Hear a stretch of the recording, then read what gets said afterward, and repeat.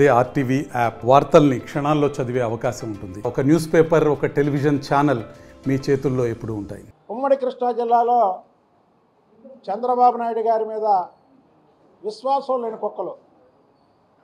చంద్రబాబు నాయుడు గారు రాజకీయ భిక్ష పెడితే ఆ రాజకీయ భిక్షతో పార్లమెంటు సభ్యులుగా అలాగే శాసనసభ్యులుగా ఎన్నికయ్యి స్వలాభాల కోసం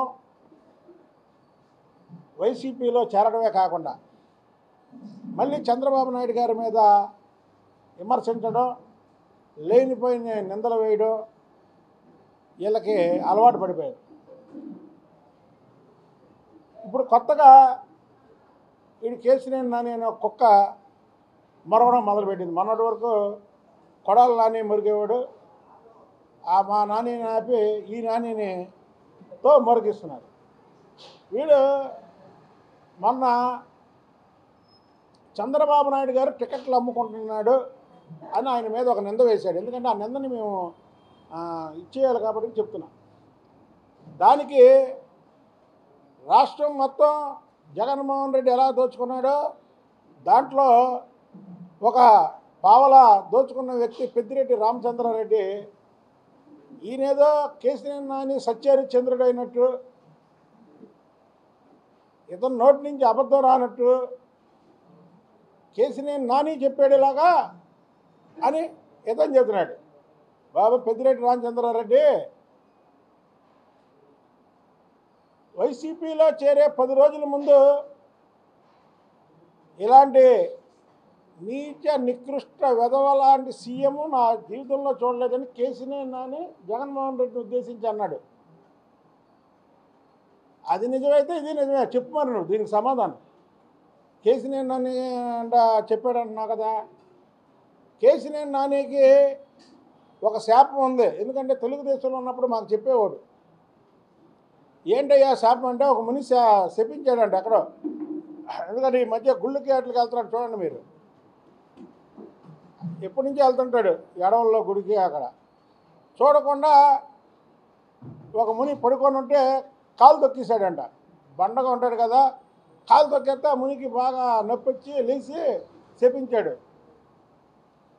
ఈరోజు బట్టి నీ నోట్లోంచి ఏ ఒక్క నిజం చెప్పినా నీ తల 1000 ముక్కలైద్దని శపించాడు. అప్పటి నుంచి వీడి కేసినేని నాని అనేవాడు పరమ వెధవ. ఆడ మాటలు చెప్పేవన్నీ కూడా అబద్ధాలే, ఒకటి కూడా నిజం చెప్పడు. వైసీపీలో చేరి 7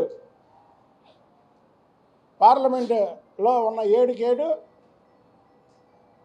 వైసీపీ అభ్యర్థులు గెలుస్తారు అన్నాడు.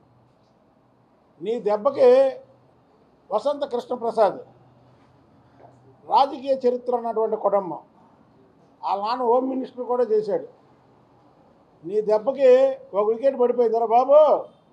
అసలుకే పార్టీ అటు ఇటుగా ఉంది, మళ్ళీ ఇందులోకి వచ్చి ఈ అబద్ధాలోడు పార్లమెంట్ సభ్యుడిగా పోటీ చేస్తున్నాడు.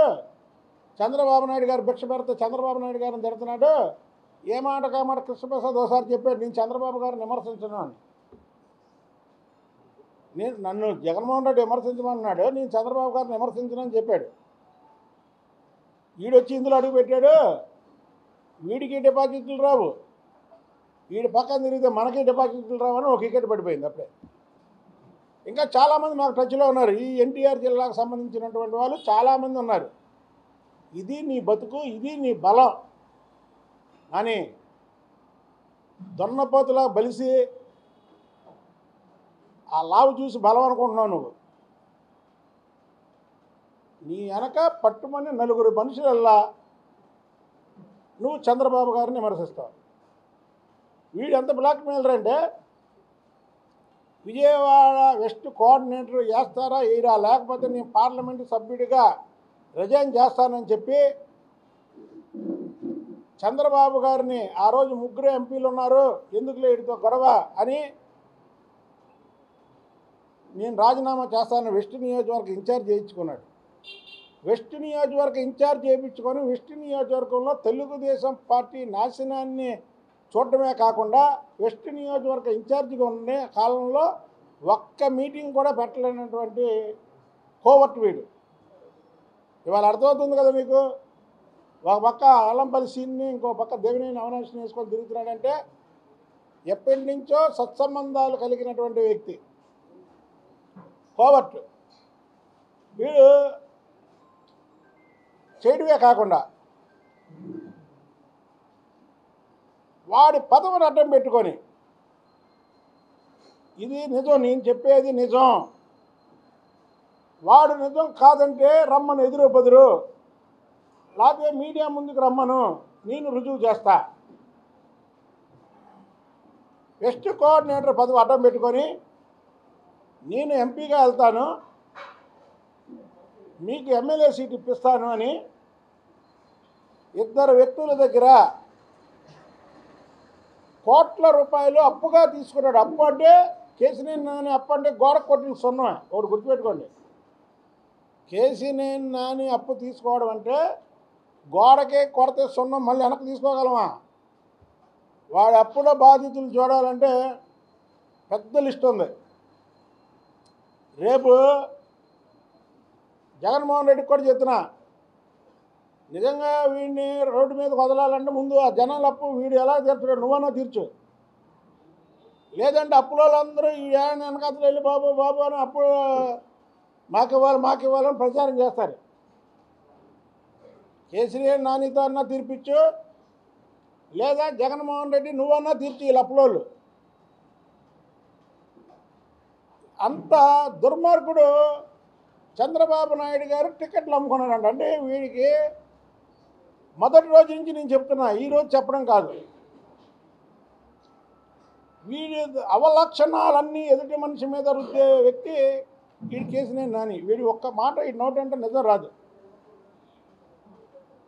నీచ నికృష్టుడు కాదు, క్యారెక్టర్ లేదు, వాడు characterless fellow.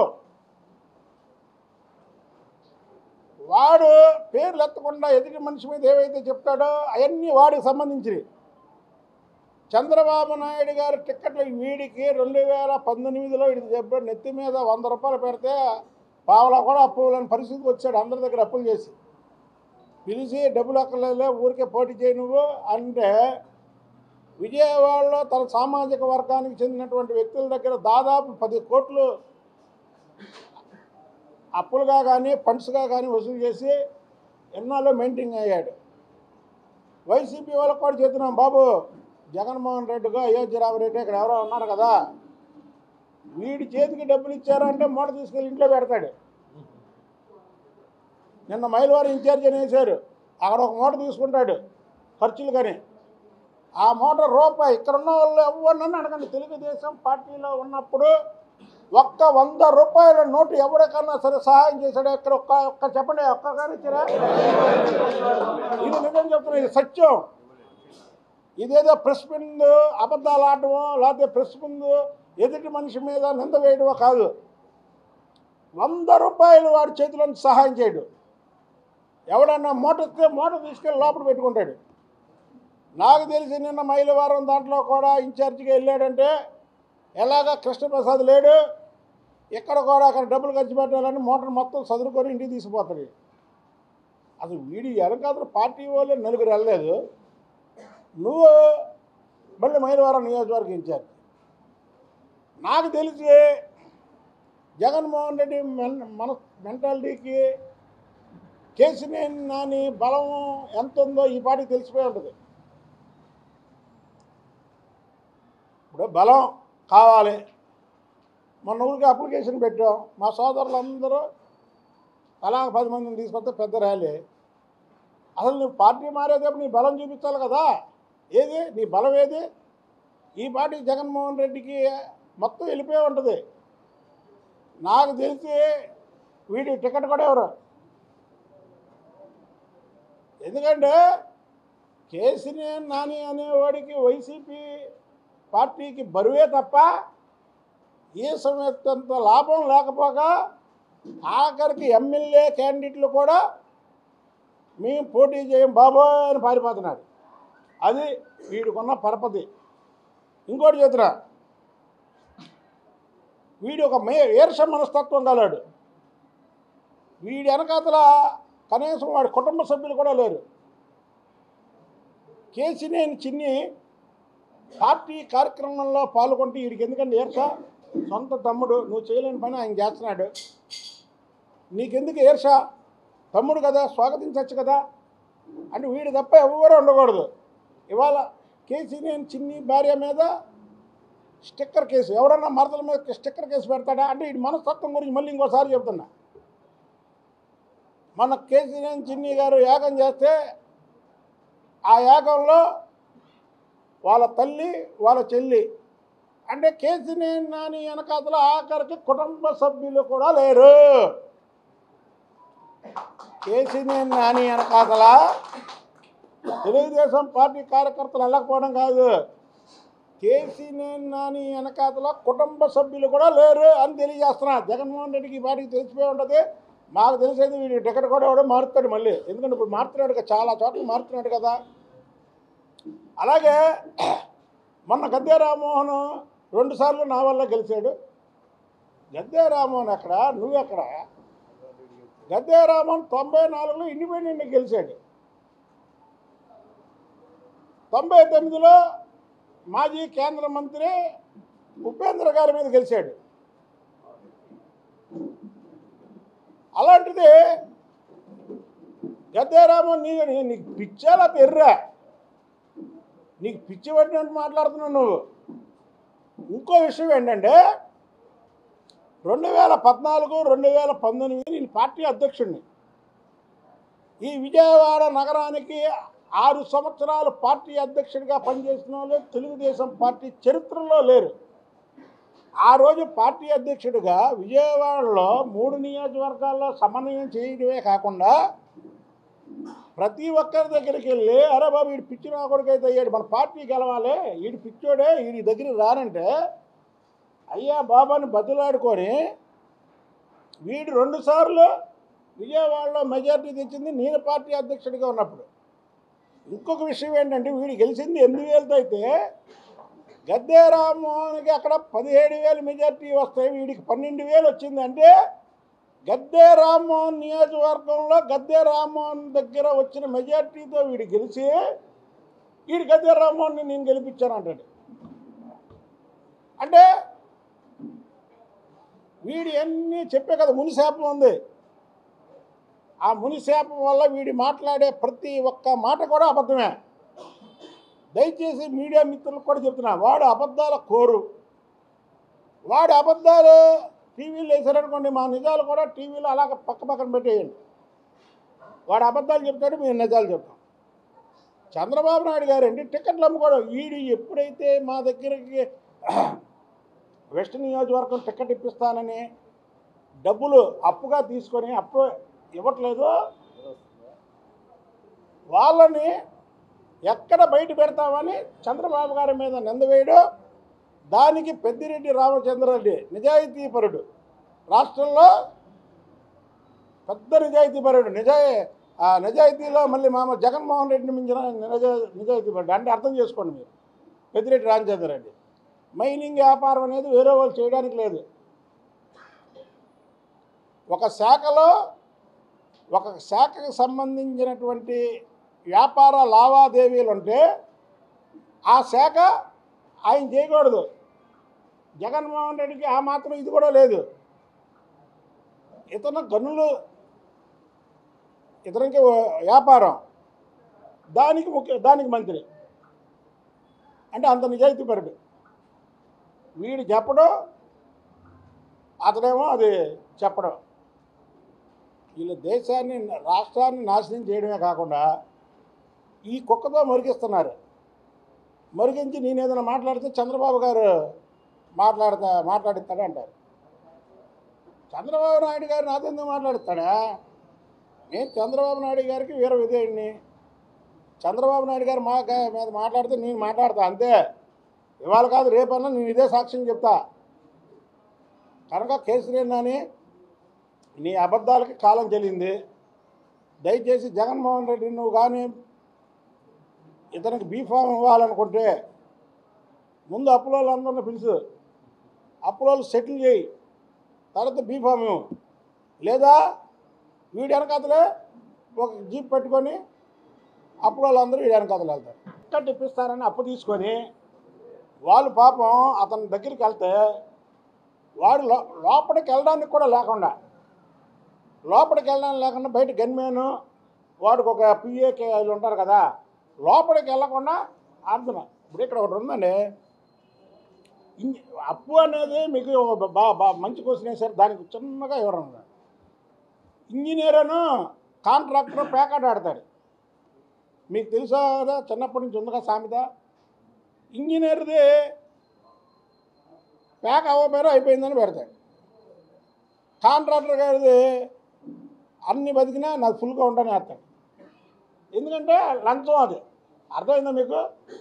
Engineer contractor packet ఆడితే ఎలాగో కేసీఆర్ అని అప్పు తీసుకోవడం అదే. సింపుల్గా చెప్పా. ఇక మీకు ఎంతగానో నేను చెప్పాల్సిన ఇదో లేదు. చెప్తారండి, అది చెప్తా. వస్తారు, వాళ్ళు కూడా వస్తారు. వాళ్ళు వస్తారు. మీరు కూడా మీడియా మిత్రులందరూ కూడా మీ మీద కూడా చాలాసార్లు మీడియా ఇది ఈ లోగో పెడితే తోసిన రోజులు చాలా ఉన్నాయి. అయినా సరే మీరు బరాయించారు. పాపం బరాయించి వాడి సైకో మెంటాలిటీకి ఇచ్చేశారు. అలాగే ప్రతి ఒక్కడు వాడి భార్యన వాడి దగ్గర మానసికంగా ఇబ్బంది పడనున్నాడు. ఈ విజయవాడ సిటీలో లేడు. జగన్మోహన్ రెడ్డి కూడా సేమ్ అదే క్యారెక్టర్ కాడికి పిలిచాడు. అయితే జగన్మోహన్ రెడ్డి ఈ పాటకు అర్థమైపోయి ఉంటుంది. ఏమో ఈ నలుగురు కూడా రాలి ఈడేంటి రెడ్డి పెద్ద మాటలు తోపు తురుము అనుకున్నాము. ఆఖరికి ఉన్న ఒక్క వసంత కృష్ణప్రసాద్ కూడా వెళ్ళిపోయాడు. అది అంత మామూషో తెలుసా? ఇది ఒక ముఖ్యమంత్రి సభ పెడితే ఆ సభకి ఆల్రెడీ ఎమ్మెల్యేగా ఉన్నటువంటి వ్యక్తి జారాదేవ్ నీ దానికి నేను రాను అని వెళ్ళిపోయాడంటే అసలు నువ్వు అసలు లెక్కలో లేడు. ఎవడో జగన్మోహన్ రెడ్డి అనే వ్యక్తి. ఓన్ అక్కడికి ఎవరినన్నా మంచి వ్యక్తిని పంపించి కొద్దిగా జనాలు మొబిలైజేషన్ చేశారంటే ఈ అప్పులప్పారని పంపించారు. ఈడో మూట తీసుకొని డైరెక్ట్గా ఇంటికి పోతాడు. అది థ్యాంక్ యూ తమ్ముడు. అన్నీ చూసుకుంటాడు. చూసుకొని ఆయన టికెట్లు ఇచ్చేస్తాడు. మాకు పొత్తు ఉంది. పవన్ కళ్యాణ్ గారు ఇద్దరు మాట్లాడుకుంటారు. ఏ నియోజకవర్గాలు ఎవరికి ఇవ్వాలో ముందు ఆ పొత్తులు వెళ్ళిపోయిద్ది. తర్వాత ఇది అసలు జగన్మోహన్ రెడ్డిది మీరు రిలీజ్ చేశాడంటారండి. 7 లిస్టు 8 లిస్టు రాత్రి చూసా. ఆ లిస్టు ఫస్ట్ నుంచి లిస్టు తీయండి. ఎన్ని పేర్లు మార్చాడు చంద్రబాబు నాయుడు గారు? పేర్లు మార్చాడు. ఒకసారి రిలీజ్ చేస్తే అంతే. ఇప్పుడు ఇవన్నీ ఏంటంటే అసలుకి ఇది ఒక ఆటలాగా ఉంది జగన్మోహన్ రెడ్డికి. లిస్టు వదలడమేంటి? అనిల్ కుమార్కి ఫస్ట్ ఎక్కడ ఇచ్చాడు? నెల్లూరు ఇచ్చాడు. తర్వాత నువ్వు ఇక్కడ పనికిరావని అక్కడ ఇచ్చాడు. అలా పాప ఒక అమ్మాయికి అరకు ఇచ్చాడు. ఒక ఆడకూతురికి పనికిరావని తీసి మళ్ళీ ఇంకొకరికి ఇచ్చాడు. ఇలా ఎన్ని చోట్ల ఎంతమందిని మారుతున్నాడు. ఇప్పుడు మేము చెప్పుకుంటూ పోవాలంటే అతను లిస్టు వదిలింది. అదే లిస్టు. అది లిస్టు కాదు. డబ్బులు మూటలు లాగుతున్నాడు. మళ్ళీ వెనక్కి లాగుతున్నాడు. మూట ఎవరిస్తే వాళ్ళు. పేరు వదిలిన వాళ్ళు మూట వెళ్ళదనుకో మళ్ళీ వేరే పోడు. జగన్మోహన్ రెడ్డికి చంద్రబాబు నాయుడు గారు అనేవాడికి పోటీయే కాదు. ఒకటి గుర్తుపెట్టుకోండి. ఏనుగు సచ్చినా వెయ్యా బతికినా వెయ్యా అని చంద్రబాబు నాయుడు గారు ఓడినా సరే ఈ రాష్ట్రానికి రాజులాగే ఉన్నాడు. ఆయన ఓడినా జనాల్లోకి వెళ్తే ఒక రాజుకి ఇచ్చే గౌరవం ఇచ్చారు ప్రజలు. జగన్మోహన్ రెడ్డి అనే వ్యక్తి కానీ ఓడిపోతే ఈ రాష్ట్రంలో కాదు కదా, ఈ దేశ సరిహద్దుల్లో కూడా ఉండడానికి పనికిరానటువంటి వ్యక్తి. థ్యాంక్ యూ తమ్ముడు. మరిన్ని వీడియోస్ కోసం ఛానల్ ని సబ్స్క్రైబ్ చేయండి. లేటెస్ట్ అప్డేట్స్ కోసం వాట్సాప్ ఛానల్ ని ఫాలో చేయండి. అండ్ లింక్ డిస్క్రిప్షన్ లో ఉంది.